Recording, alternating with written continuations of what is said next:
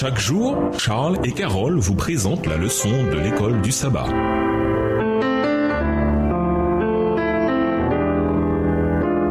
Bienvenue à notre émission. Dieu nous parle. Nous voyons la leçon de jeudi, figuré ou littéral. Ceux qui étudient les prophéties ont besoin de déterminer si le langage de la Bible est à apprendre au sens littéral ou au sens figuré. Comment savoir si l'auteur utilisait un langage symbolique et dans ce cas, comment déterminer ce que le symbole représentait? Pour le savoir, il est crucial d'étudier comment ce symbole ou ce chiffre est utilisé dans la Bible et non de regarder sa signification actuelle. Par exemple, certains voient l'ours de Daniel 7 comme un symbole de la Russie, car on emploie souvent cette image aujourd'hui. Mais ce n'est pas une manière très sûre d'interpréter le symbolisme prophétique. Cherchons les textes suivants en laissant la Bible être son propre commentaire, c'est-à-dire en la laissant définir ses propres conditions. Dans chaque série de textes, quel est le symbole prophétique commun? D'après la Bible, que représente-t-il? Daniel 7, le verset 7, Daniel 8, le verset 3 et Daniel 7, le verset 24. Apocalypse 1, le verset 16, Éphésiens 6, le verset 17, Hébreux 4, le verset 12, Apocalypse 12, le verset 1, Apocalypse 21, le verset 2, Éphésiens 5, les versets 31 et 32 et Jérémie 6, le verset 2. Daniel 7, verset 7.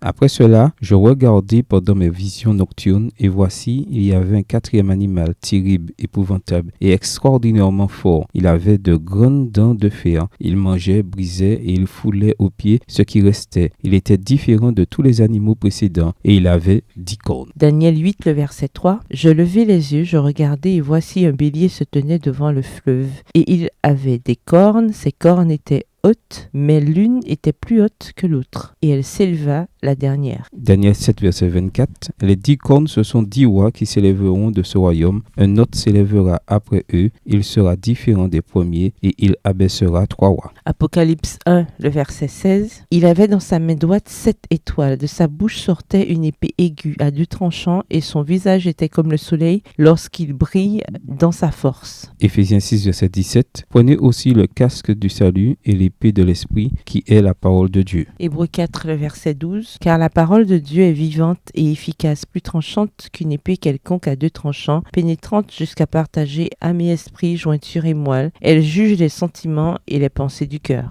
Apocalypse 12, verset 1. Un grand signe parut dans le ciel, une femme enveloppée du soleil, la lune sous ses pieds et une couronne de 12 étoiles sur sa tête. Apocalypse 21, le verset 2. Et je vis descendre du ciel, d'auprès de Dieu, la ville sainte, la nouvelle Jérusalem préparée comme une épouse qui s'est parée pour son époux. Éphésiens 5, verset 31 et 32. C'est pourquoi l'homme quittera son père et sa mère et s'attachera à sa femme, et les deux deviendront une seule chair. Ce mystère est grand, je dis cela par rapport à Christ et à l'Église. Jérémie 6, verset 2. La belle et la délicate, je la détruis, la fille de Sion. En suivant cette règle simple, laissez la Bible définir ses propres conditions, le mystère derrière le symbolisme prophétique s'éclaircit considérablement. Par exemple, nous voyons qu'une corne symbolise une puissance politique ou une nation. Une épée peut symboliser la parole de Dieu et une femme peut symboliser l'Église. Nous voyons donc clairement que la Bible s'explique par elle-même. Cependant, une question demeure. Pourquoi Dieu a-t-il parlé par des symboles au lieu d'être direct? Pourquoi, par exemple, Pierre fait-il référence de façon énigmatique à la ville de Rome comme étant Babylone dans 1 Pierre 5, le verset 13? 1 Pierre 5, verset 13. L'Église des élus qui est à Babylone vous salue, ainsi que Marc, mon fils. Il peut y avoir de nombreuses raisons qui expliquent pourquoi Dieu a choisi de communiquer au moyen de symboles dans les prophéties. Dans le cas de l'Église du Nouveau Testament, par exemple, si le livre de l'Apocalypse avait désigné clairement Rome comme le coupable de tant de maux, la persécution déjà terrible de l'Église aurait été bien pire encore. Quelles que soient les raisons, nous pouvons avoir confiance. Dieu veut que nous comprenions ce que signifient les symboles. Même si certains symboles et certaines prophéties demeurent des mystères, en quoi le fait de se concentrer sur ce que nous comprenons fortifie-t-il notre foi? Au revoir. Et à demain si Dieu veut.